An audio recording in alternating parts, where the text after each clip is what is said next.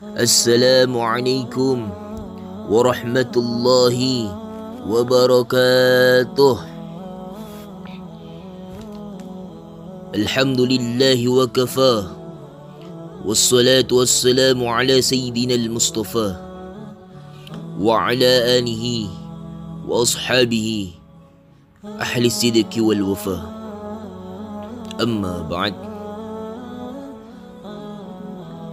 فقال الله تعالى في كتابه الكريم وهو أصدق القائلين: أعوذ بالله من الشيطان الرجيم بسم الله الرحمن الرحيم يا أيها الذين آمنوا اتقوا الله حق تقاته ولا تموتن إلا وأنتم مسلمون. وقال النبي صلى الله عليه وسلم: إن الله إذا أحب قوم ابتلاهم فمن رضي فله الرضا ومن سخط فله الشهادة. صدق الله العظيم وصدق رسول النبي الكريم ونحن على ذلك من الشاهدين والشاكرين والحمد لله رب العالمين.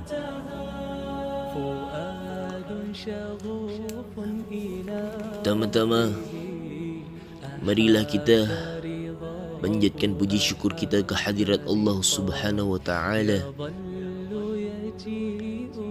yang telah memberikan berupa banyak cucuran nikmat kepada kita semua, yakni nikmat iman, nikmat Islam serta nikmat sihat wal afiat. Walaupun akhir-akhir ini keadaan dunia khususnya di Indonesia sedang tidak sehat, sedang dilanda oleh virus corona atau COVID-19.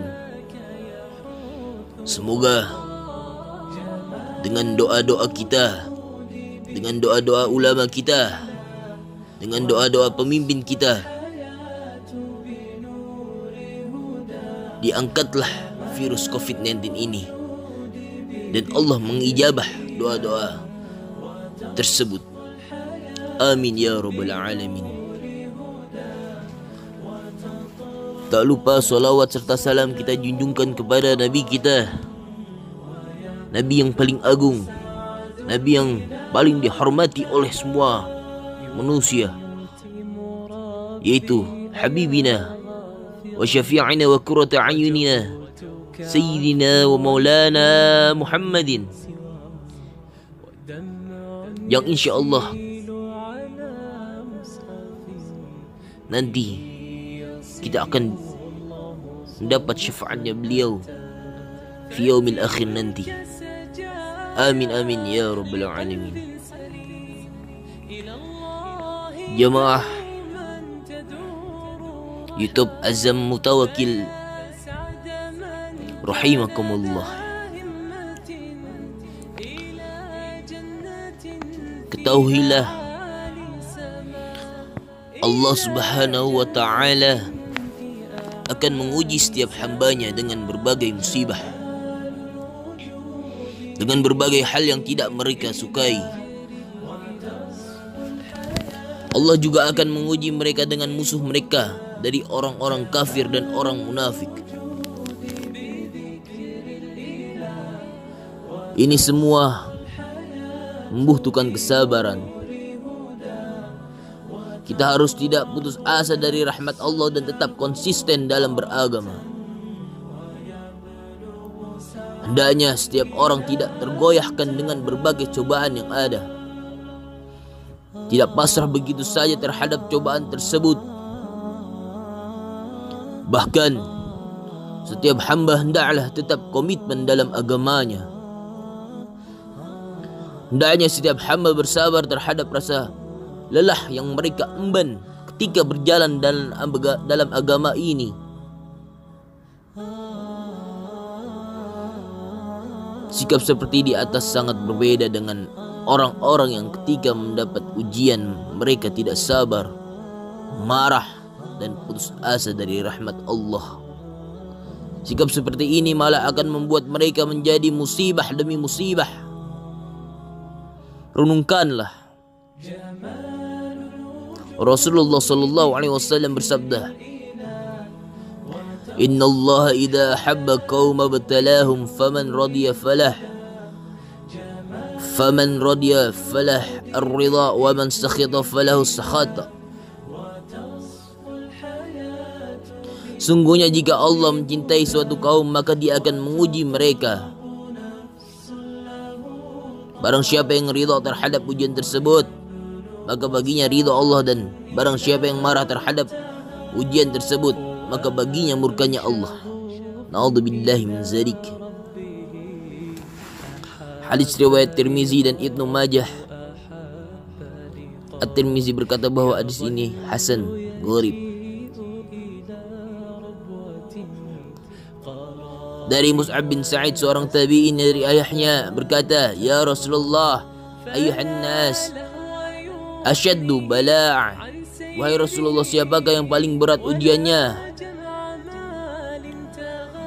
Rasulullah sallallahu alaihi wasallam menjawab, "Al-anbiya'u thumma al-amthal. Fal-amthalu fayubtala ar-rajul ala hasiba dinihi.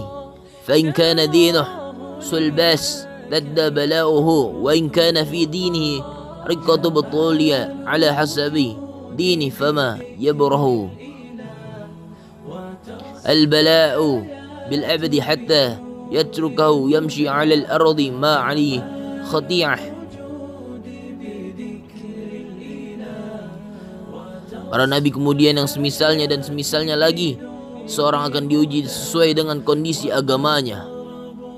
Apalagi agamanya, apabila agamanya begitu kuat atau kokoh, maka dia akan mendapat ujian begitu kuat. Begitu sebaliknya, apabila agamanya lemah, maka dia akan diuji sesuai dengan agamanya. Senantiasa seorang hamba akan mendapatkan cobaan hingga dia berjalan di bumi dalam keadaan bersih dari dosa. Hadis riwayat Tirmizi. Jemaah media YouTube Azza Mutawakkil rahimakumullah, semoga kita yang sedang mendapat ujian atau musibah dapat merenungkan hadis-hadis di atas. Sungguh ada sesuatu yang tidak kita ketahui di balik musibah tersebut. Maka bersabarlah dan berusahalah ridho dengan takdir ilahi. Sungguhnya para nabi dan orang soleh dahulu juga telah mendapatkan musibah sebagaimana yang kita peroleh. Lalu kenapa kita harus bersedih, mengeluh dan marah? Bahkan orang soleh dahulu sesuai dengan tingkatan keimanan mereka, mereka malah memperoleh ujian yang lebih berat dari kita. Cobalah kita perhatikan perkataan ulama berikut.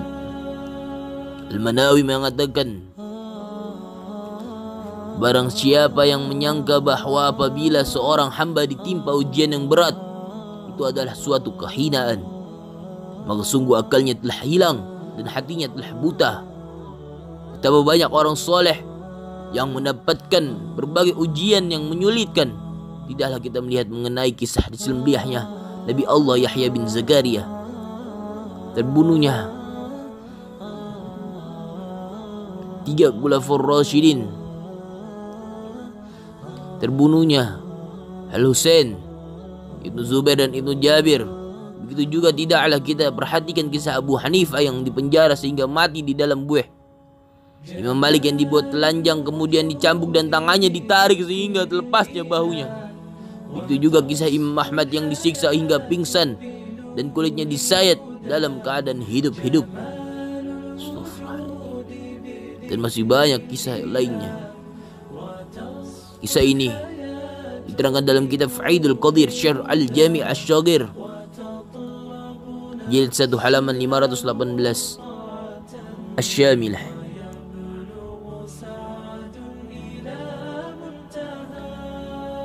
Jadi dapat kesimpulannya dapat kita pahami musibah COVID-19 yang sedang melanda saat ini itu belum terlalu berat jika dibandingkan musibah-musibah yang ditimpa oleh para rasul-rasul yang lalu, para ulama-ulama yang lalu. Maka dari itu kita harus tingkatkan keimanan kita dan ketakwaan kita kepada Allah. Jauhkanlah larangannya dan menjalankan perintahnya.